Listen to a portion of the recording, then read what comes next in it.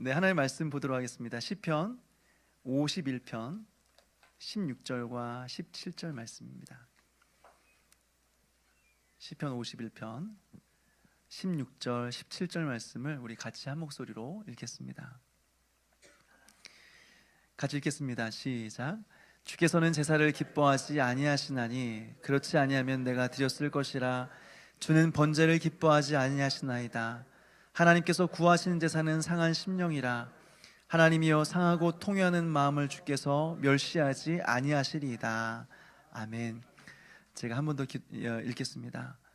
주께서는 제사를 기뻐하지 아니하시나니 그렇지 아니하면 내가 드렸을 것이라. 주는 번제를 기뻐하지 아니하시나이다. 하나님께서 구하시는 제사는 상한 심령이라. 하나님이여 상하고 통회하는 마음을 주께서 멸시하지 아니하시리이다. 아멘. 제가 기도하겠습니다. 하나님 아버지, 오늘 우리에게 거룩한 주일을 허락하여 주시고 예배 자리로 우리를 불러주심을 감사드립니다. 이 시간 하나님의 말씀을 들을 시간입니다. 하나님께서 오늘 말씀과 같이 우리에게 상한 심령을 우리 가운데 허락하여 주옵소서.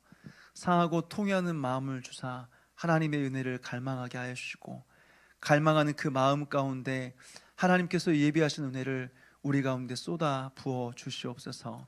감사드리옵고 예수님의 이름으로 기도합나이다. 아멘. 이제 오늘까지 해서 예배라는 주제를 좀 마무리하려고 합니다. 오늘까지 총 9번째가 되는데요. 이제 예배에 대한 이제 마지막 시간이 될 것 같습니다. 먼저 이제까지 나누었던 예배에 대한 전체적인 내용을 좀 간략하게 좀 정리해 봤으면 좋겠는데요. 첫 번째로 예배가 무엇인가? 예배라고 하는 것은 하나님과의 만남이라고 말씀을 드렸습니다. 그런데 그 보이지 않는 하나님을 만난다는 것이 어떤 의미냐? 바로 하나님의 성품을 우리 마음 깊이 경험하는 것, 우리 안에서 경험하는 것이 하나님 만난다는 것이다 말씀을 드렸어요. 그렇다면 그 하나님을 어떻게 만날 수 있을까요? 보이지도 않고 목소리를 들을 수도 없는 그 하나님을 어떻게 만날 수 있을까요? 다시 말해서 그 하나님의 성품을 우리가 어떻게 경험할 수 있을까요? 바로 영 안에서, 진리 안에서 가능하다 말씀을 드렸어요. 다시 말해서 하나님의 말씀과 함께 역사하시는 성령 하나님의 깨닫게 하신 은혜로 우리가 하나님의 성품을 경험할 수 있는 거죠. 하나님의 말씀과 함께 역사하시는 성령 하나님의 깨닫게 하신 은혜로 하나님의 성품을 경험하고 만날 수 있다라고 하는 거죠. 이것이 바로 예배라고 말씀을 드렸습니다. 여기서 하나만 더 추가하자면 성찬이 있습니다. 예배에 있어서 성찬이라고 하는 것은 굉장히 중요한 위치를 차지하게 되는데, 그것은 무엇이냐면, 설교라고 하는 것은 예전에 믿음의 선배들은 어떻게 정했냐면, 설교는 들리는 말씀이다. 그런데 성찬은 보이는 말씀이다 라고 이렇게 정의하였습니다. 그래서 우리는 설교를 통해서 하나님의 말씀을 듣고 하나님이 누구신지를 깨닫게 될 뿐만 아니라, 성찬을 통해서는 어떻게 해요? 예수님의 몸과 피를 눈으로 보는 것입니다. 그리고 손으로 만지고 입으로 맛보는 것입니다. 그러면서 성경이 말하고 있는 성경의 핵심인 예수 그리스도를 온몸으로 경험하게 된다라고 하는 거죠. 그래서 우리는 하나님의 말씀을 귀로만 들을 뿐만 아니라 이제는 눈으로 보게 되는 것입니다. 이것이 예배에 있어서 성찬의 중요성입니다. 그렇다면 여러분, 예배 속에서 하나님을 만난 자들의 반응은 무엇일까요? 하나님 만난 자들의 반응은 바로 기도와 찬양과 헌금입니다. 우리는 예배 속에서 기도와 찬양과 헌금을 통해서 하나님께서 우리에게 베풀어 주신 그 은혜에 대해서 반응한다고 하는 거죠. 여기서 우리가 반드시 기억해야 될 것은 기도와 찬양과 헌금이 예배의 조건은 아니다고 하는 거예요. 우리가 헌금을 많이 하고 큰 소리로 찬양하고 열렬하게 기도했기 때문에 하나님께서 우리를 만나 주신 것은 아니다라고 하는 거예요. 예배는 하나님의 부르심으로 시작되는 것입니다. 하나님의 은혜로 우리를 불러주셨기 때문에, 자격 없는 우리를 하나님께서 불러주셨기 때문에 우리가 하나님을 만날 수 있다라고 하는 거죠. 기도와 찬양과 헌금은 하나님께서 우리에게 너무나 큰 은혜를 베풀어 주셨기 때문에, 이미 베풀어 주신 은혜 때문에 우리는 거기에 대해서 반응하는 것, 이것이 바로 찬양과 기도와 헌금이다라고 하는 거예요. 이런 면에서 여러분, 예배라고 하는 것은요 일방적인 것이 아닙니다. 일방적으로 강의를 듣거나 공연을 보는 시간이 아닙니다. 예배라고 하는 것은 하나님께서 우리의 지성에 말을 건네시고 온 회중들은 그 말씀 앞에서 기도와 찬양과 헌금으로 하나님 앞에 반응함으로써 하나님과 상호 교통하는 시간이 예배라고 하는 거예요. 그럼 여러분, 예배 때마다 구경꾼이 되지 않기를 바랍니다. 예배 속에서 말씀하시는 하나님을 만나고 그 말씀 앞에 우리가 믿음으로 반응함으로써 매주 하나님과 깊은 사귐이 있는, 깊은 만남이 있는 그런 예배 되기를 주님의 이름으로 축원합니다. 오늘 이제 마지막으로 예배와 관련된 주제를 살펴볼 텐데요, 그 주제는 바로 상한 심령입니다. 시편 51편 16절과 17절 말씀을 우리 같이 한번 다시 읽겠습니다. 시작. 주께서는 제사를 기뻐하지 아니하시나니 그렇지 아니하면 내가 드렸을 것이라. 주는 번제를 기뻐하지 아니하시나이다. 하나님께서 구하시는 제사는 상한 심령이라. 하나님이여 상하고 통회하는 마음을 주께서 멸시하지 아니하시리이다. 아멘. 이 말씀을 보게 되면 무엇을 깨닫냐면 하나님께서는 모든 예배를 받으시는 것이 아니다라는 것을 깨닫게 되죠. 조금 이따 살펴보겠지만 다윗이 드린 제사를 하나님은 안 받으셨습니다. 여러분 생각해 보십시오. 한 나라의 왕이 제사를 드렸으니까 얼마나 완벽한 제사를 드렸겠습니까? 그런데 하나님은 그 제사를 안 받으셨다는 거예요. 여기서 다윗이 깨닫게 된 것은 무엇입니까? 하나님께서 받으시는 예물은 따로 있다. 하나님께서 받으시는 제사는 따로 있다는 것입니다. 그것이 무엇입니까? 상한 심령이다고 하는 거죠. 사랑하는 여러분, 우리가 예배라는 주제를 함께 살펴보면서 마지막에 이 주제를 함께 살펴보는 것은 참 의미가 있다고 생각이 듭니다. 생각해 보십시오. 우리가 아무리 많은 예배를 드린다고 할지라도, 말씀을 듣고 그 앞에 기도와 찬양과 헌금으로 반응한다고 할지라도 하나님께서 받으시지 않는 예배를 드린다고 한다면 그 예배가 무슨 의미가 있겠습니까? 주일에 가고 싶은 곳 가지 않고 집에서 쉬고 싶은 마음 굴뚝 같은데 이 추운 날씨에 아이를 챙기고 이것저것 챙겨서 옷을 차려입고 이곳에 나와서 예배를 드리는데, 그런데 하나님께서 받으시지 않는 예배라고 한다면 이 예배가 얼마나 허무해요. 우리의 노력과 애씀이 얼마나 허무한 것입니까? 예배에 있어서 모든 형식을 다 갖추었다고 할지라도 여러분, 이것이 없으면 예배일 수 없는 것입니다. 이것이 없다면 하나님께서 받으신 예배가 될 수가 없다라고 하는 거죠. 그것이 바로 상한 심령이라고 하는 것입니다. 이것을 오늘 다윗은 고백하고 있는 겁니다. 먼저 오늘 이 본문의 배경이 되는 내용을 함께 살펴보았으면 좋겠는데, 시편 51편의 배경이 되는 말씀은 사무엘하 11장 말씀입니다. 사무엘하 11장 말씀을 보니까 이스라엘 군대가 암몬과 싸우기 위해서 전쟁에 출전하였습니다. 그리고 다윗은 홀로 왕궁에 남았습니다. 그리고 할 일이 없어서 한가로이 왕궁 옥상을 거닐다가 무엇을 봅니까? 한 여인이 목욕하는 것을 보게 돼요. 여러분, 여기서 우리는 무엇을 깨닫습니까? 한가로운 것이 문제다 하는 겁니다. 한가로운 것이 문제다. 너무 바쁘게 살아가는 것도 참 문제입니다. 그런데 너무 한가로운 것도 문제입니다. 생각해 보십시오. 이 여자가 그날만 목욕했겠습니까? 평소에도 했겠죠. 그런데 왜 하필 다윗은 그 시간에 그 여인이 목욕하는 것을 보았을까요? 한가로이 옥상을 거닐다가 본 것입니다. 군대와 함께 전쟁에 나갔으면 안 봤을 겁니다. 백성들을 돌아보고 열심히 그들의 억울함을 풀어주었으면 못 봤을 겁니다. 그런데 한가롭게 지붕 위를 돌아다니다가, 옥상 위를 걸어 다니다가 평소에 안 보이던 것을 보게 된 거죠. 예전 교회에서 피택 임직자 교육을 한 적이 있습니다. 신임 장로, 신임 권사, 신임 안수집사를 대상으로 12주 동안 교육을 했어요. 그 교육이 진행될 동안에 반드시 통과해야 되는 필수 과정이 있었습니다. 12주 동안 빠지지 않고 새벽기도 참석하는 거, 1박 2일 동안 교회에 와서 금식하고 철야하는 거, 그리고 1박 2일 산기도, 또 1명 이상 반드시 전도해야 되는 거, 2개 이상 교회를 탐방하고 보고서를 제출하는 거, 교회 안에 있는 모든 섬김들, 수십 가지의 섬김이 있는데 그 한 번씩 모두 참여하는 거, 그리고 매주 교육 때마다 2시간 이상 분량의 설교를 듣고 책 한 권을 읽고 매주마다 리포트를 쓰는 거. 그렇게 12주 동안 교육이 진행이 되었습니다. 그러니까 한 분이 그 교육을 받는 가운데 저에게 말을 해요. 목사님, 너무 바빠서 죄 지을 시간이 없습니다. 너무 바쁘니까 죄 지을 시간이 없습니다 하더라고요. 여러분, 우리가 바쁜 것도 문제지만 너무 한가로운 것도 문제입니다. 너무 한가로우면 평소에 안 보이던 것이 보이기 시작합니다. 그러면 죄를 짓습니다. 다윗이 그랬습니다. 한가로 옥상을 거닐다가 목욕하는 여자를 보고 음욕을 품은 거죠. 그래서 범죄한 것입니다.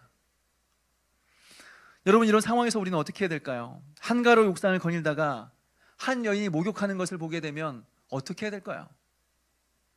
바로 고개를 돌려버려야 됩니다.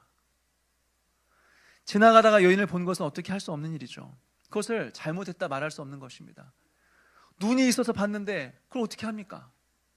문제는 그것을 계속해서 보면서 마음에 품었다는 것입니다. 그리고 그것을 계속해서 마음 깊이 묵상한 겁니다. 그러니까 죄를 지은 거예요. 요셉은 어떻습니까? 보디발의 아내가 밤이고 낮이고 유혹을 하는 거예요. 그러니까 어떻게 했습니까? 옷을 벗어버리고 그 자리를 떠나버렸습니다. 그래서 유혹에 빠지지 않았고 범죄하지 않았다라고 하는 거예요. 근데 다윗은 계속해서 그 여인을 바라보았습니다. 그리고 묵상했습니다. 그러니까 어떻게 해요? 그것이 단지 생각 속에만 머무는 것이 아니라 행동으로 이어지게 되었다고 하는 거예요. 여러분, 이것이 묵상의 힘입니다. 묵상이 무엇이냐? 묵상하게 되면 머리에 있는 지식이 가만히 있지 않고 머리에 있는 지식이 가슴으로 내려오게 되는 것입니다. 그럼 어떻게 되냐? 가슴에 있는 하나님의 말씀이 우리로 하여금 행동하게 만드는 것이죠. 그러니까 우리가 무엇을 묵상하는가, 이것이 중요하다는 것입니다. 죄를 묵상하면 우린 죄를 짓는 것입니다. 그런데 하나님의 말씀을 묵상하면 우린 순종하게 되는 것입니다. 오늘 다윗은 죄를 묵상하였고 그 결과 죄를 짓게 되었다고 하는 거예요. 다시 말해서 그 여인과 동침하게 되었다고 하는 거죠.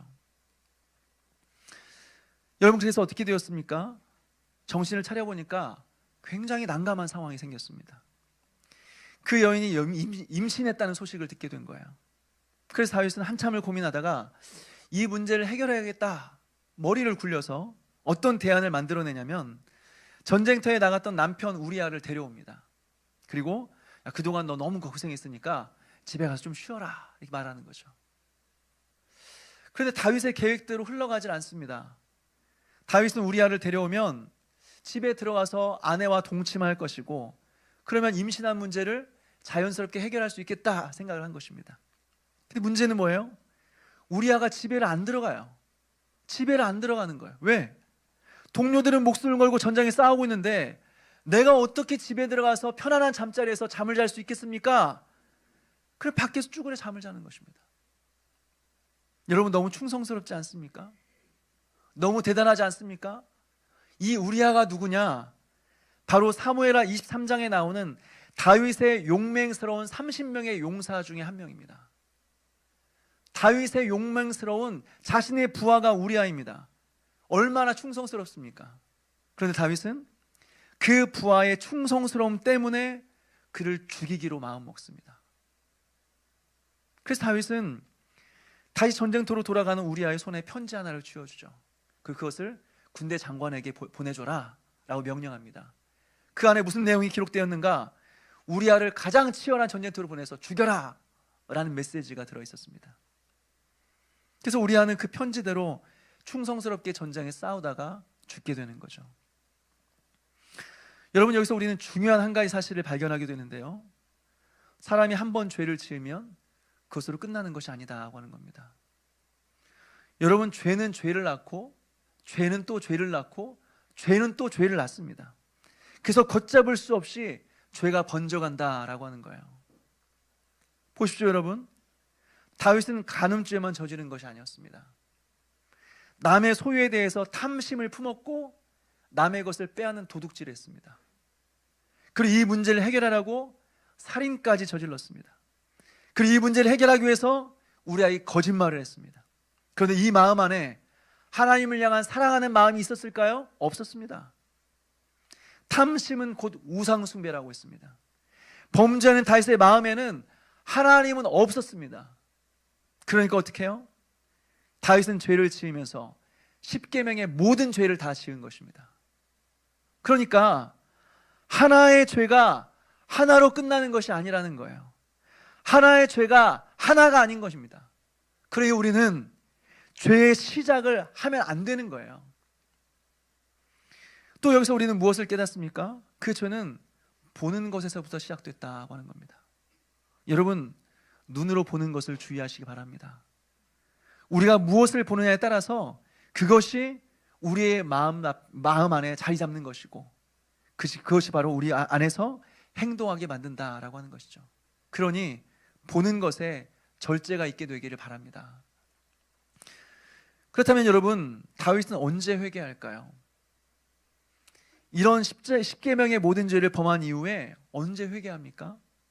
사실 다윗은 이러한 죄를 짓고도 회개하지 않았습니다. 밧세바가 아이를 출산하고 나단 선지자를 만난 이후에 그 아이가 죽었다고 했고 그것 때문에 다윗이 회개한 것이라고 하니까 최소한 아이가 임신해서 출산한 기간까지 10개월 동안은 회개하지 않고 있었던 겁니다. 여러분, 죄를 많이 지으면 회개할 것 같습니까? 많은 죄 때문에 회개할 것 같습니까? 아니에요. 그렇게 하나님을 사랑했던 다윗도, 구약에서 가장 하나님을 사랑했던 다윗도 10계명의 모든 죄를 어기고서도 회개하지 않고 잘 살았습니다. 왜요? 모르니까. 아무도 모르니까. 아무도 비난하지 않으니까. 아무도 모를 것이라고 생각하고 잘 살아갔던 겁니다. 문제없이 잘 살아갔던 겁니다. 그런데 언제 회개하게 됩니까? 하나님께서 나단 선지자를 보내는 겁니다. 그리고 나단 선지자는 말하는 것이죠. 왕이시여, 한 마을에 부자와 가난한 사람이 있었습니다. 이 부자는 양과 소를 많이 가지고 있었고 가난한 사람은 조그마한 암양 새끼 한 마리만 가지고 있었습니다. 그런데 부자가 손님을 대접하기 위해서 자신의 양과 소가 아니라 옆집에 있는 가난한 사람의 그 양을 뺏어서 손님을 대접했습니다 라고 말하죠. 그랬더니 다윗이 뭐라고 합니까? 사무엘하 12장 5절 6절을 보니까 이렇게 말합니다. 제가 읽겠습니다. 다윗이 그 사람으로 말미암아 노하여 나단에게 이르되 여호와의 살아계심을 두고 맹세하노니 이 일을 행한 그 사람은 마땅히 죽을 자라. 그가 불쌍히 여기지 아니하고 이런 일을 행하였으니 그 양새끼를 4배나 갚아주어야 하리라 한지라. 다윗이 뭐라고 말합니까? 화를 내면서 어떻게 그런 사람이 있을 수 있지? 어떻게 이스라엘에 그런 사람이 존재할 수 있지? 당장 그 사람 죽여야 돼. 당장 그 사람은 그 양의 4배를 갚게 만들어야 돼. 있을 수 없는 일이야 라고 말하는 겁니다. 그러니까 나단 선지자가 뭐라고 말합니까? 당신이 바로 그 사람입니다. 당신이 바로 그 사람입니다. 여기서 다윗은 하나님 앞에 그 유명한 생애적인 회개를 하게 되고 그 고백이 바로 오늘 우리가 읽은 시편 51편의 말씀이라고 하는 겁니다. 사랑하는 여러분, 여기서 우리는 무엇을 깨닫습니까? 우리가 죄를 많이 지어서 회개하는 것이 아니다라고 하는 거예요. 하나님 말씀이 깨달아질 때, 우리가 하나님 말씀 앞에 섰을 때에 우리가 얼마나 더러운 죄인인지를 그 말씀 앞에서 깨닫게 된다라고 하는 겁니다. 그러니 여러분, 우리의 희망은 무엇이에요? 계속해서 하나님 말씀 앞에 서 있는 것입니다. 그래서 우리가 죄인임을 깨닫고 날마다 회개하며 주님께로 돌아오는 것입니다. 이것이 우리의 유일한 소망이에요. 말씀 앞에 서는 것입니다. 사랑하는 여러분, 날마다 말씀 앞에 서는 그런 저와 여러분 되시기를 주님의 이름으로 축원합니다. 이제 다윗은 하나님 앞에 회개합니다. 오랜 기간 동안 밤새도록 눈물을 흘리며 베갯잎에 눈물을 적시며 회개합니다. 그리고 하나님 앞에 자신의 죄의 문제를 해결하기 위해서 제사를 드립니다. 아까 말씀드린 것처럼 한 나라의 왕이 제사를 드리니 얼마나 완벽한 제사를 드렸겠습니까? 얼마나 부족함이 없는 제사를 드렸겠습니까? 그런데 다윗은 이 모든 과정을 통해서 한 가지 중요한 사실을 깨닫게 되는 거죠. 무엇입니까? 하나님께서 제사를 기뻐하지 않는다는 것입니다. 하나님께서 번제물을 기뻐하지 않으신다는 겁니다. 여러분, 이 말이 지금은 우리가 오랫동안 들어왔으니까 당연한 말처럼 들리지만 그 당시에 이 말을 들은 사람들은 엄청난 충격에 사로잡혔을 것입니다. 왜 그런지 아십니까? 이 제사는 사람들이 만든 제도가 아니에요. 우리가 용서받자, 이 죄의 문제 해결하자, 우리 제사 한번 드려보자, 사람들이 만들어낸 제도가 아니에요. 하나님이 만드신 제도입니다. 하나님 앞에 범죄한 자들을 하나님께서 용서해 주시겠다고 하나님께서 직접 명령한 제도라고 하는 것입니다. 이게 제사예요. 그런데 제사에는 반드시 제물이 필요했던 것이죠. 근데 지금 다윗은 뭐라고 말합니까? 이런 게 중요한 게 아니라고 하는 거예요. 용서받기 위해 제사를 드리라고 하나님 명령하셨는데, 제사 제도를 만들어 놓으시고 번제물을 드리라고 말씀하셨는데 이런 게 하나도 중요한 게 아니라는 거예요. 하나님은 제사도 받지 않으시고 번제물도 받지 않으신다는 거예요. 그러니 그 당시에 이 말은 얼마나 충격적인 말이었겠습니까? 여러분, 왜 다윗은 이런 충격적인 고백을 하고 있는 것일까요? 자신이 직접 경험한 것입니다. 다윗은 하나님께 자신이 할 수 있는 최고의 제사를 드렸습니다. 최고의 제물과 모든 형식을 다 갖추어서 하나도 빠뜨리지 않고 온전한 제사를 하나님께 드렸다라고 하는 겁니다.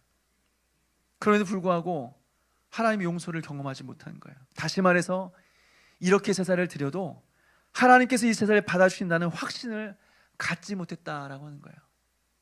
그런데 한 가지, 오랜 그런 제사와 회개 가운데 깨닫게 된 것은 하나님께서 받으시는 제사가 따로 있다는 사실을 깨닫게 된 것이죠. 그리고 이것 때문에 하나님 다윗을 받아주시고 다시 회복시켜 주셨다고 하는 것이죠. 그것이 무엇입니까? 상한 심령이라고 하는 것입니다. 상한 심령이요. 그래서 오늘 16절 17절은 다윗이 고백하고 있는 것입니다.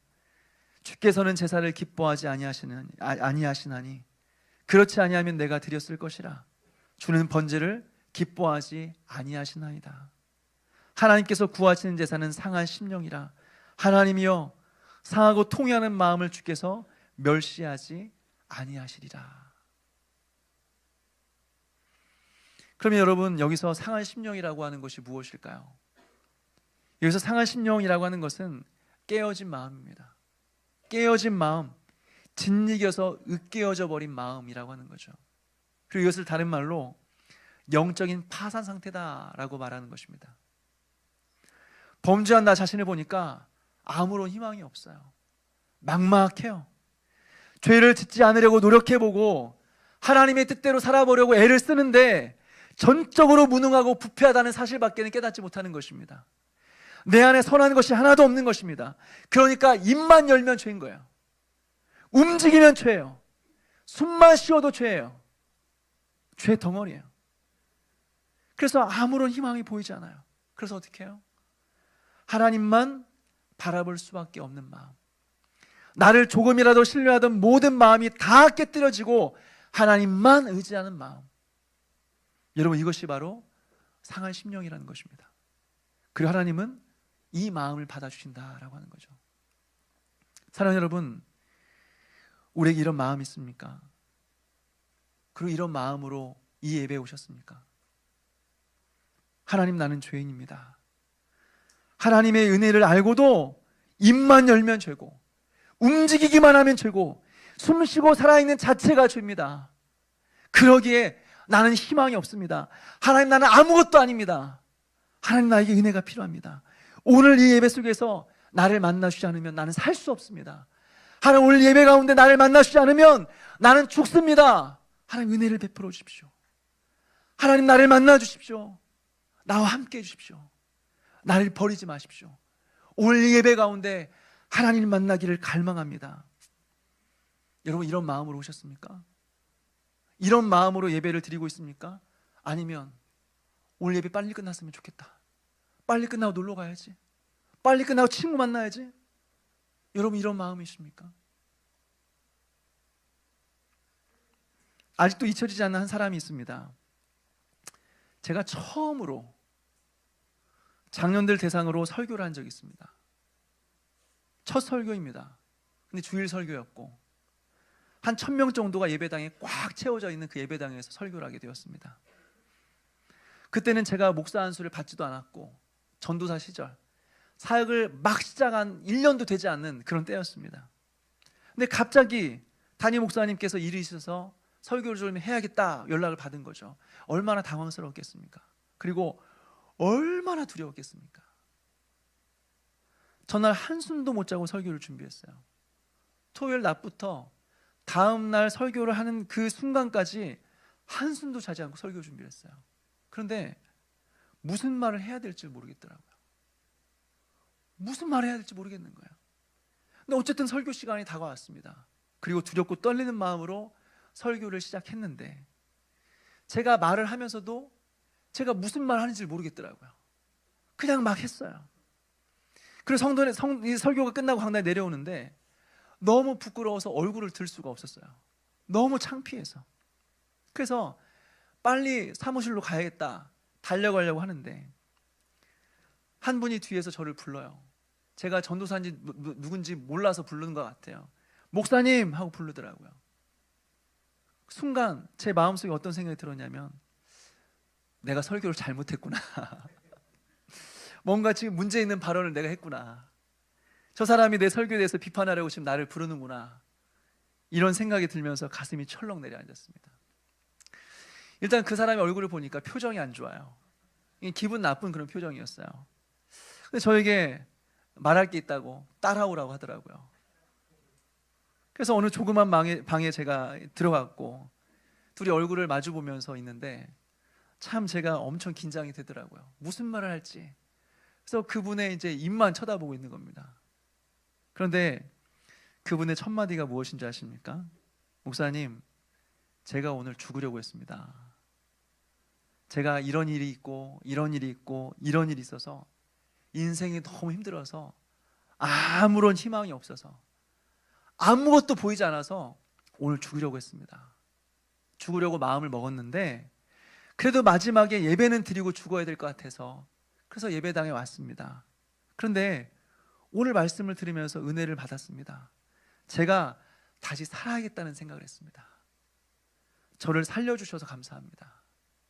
다시 한번 제가 살아보겠습니다 말을 하더라고요. 여러분, 제가 아무리 생각해봐도 대단한 설교가 아니었어요.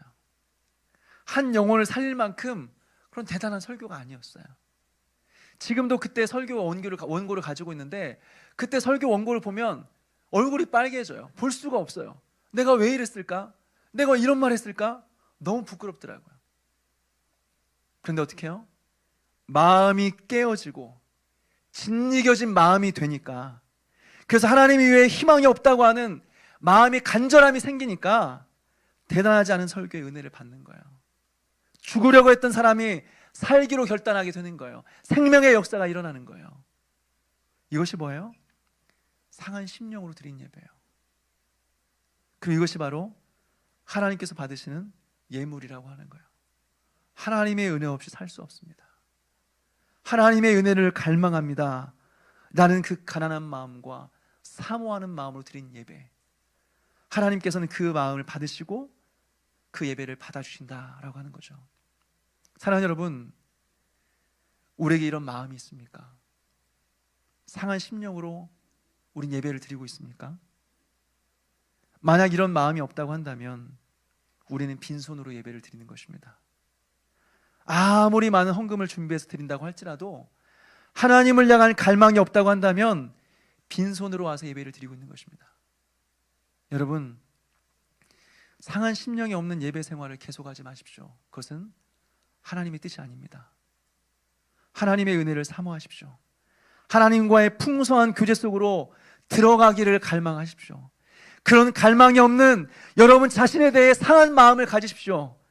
여러분의 영혼의 병든 상태를 슬퍼하십시오. 하나님은 우리의 죄에 대해 진노하시는 것이 아니라 회개하지 않는 뻔뻔한 마음을 진노하시는 것입니다. 우리가 죄를 많이 지었기 때문에 진노하시는 것이 아니라 하나님의 은혜에 대한 갈망 없이 예배드리는 그 마음 앞에 진노하시는 것입니다. 범죄한 우리를 향한 하나님께서 바라시는 것은 제사가 아닙니다.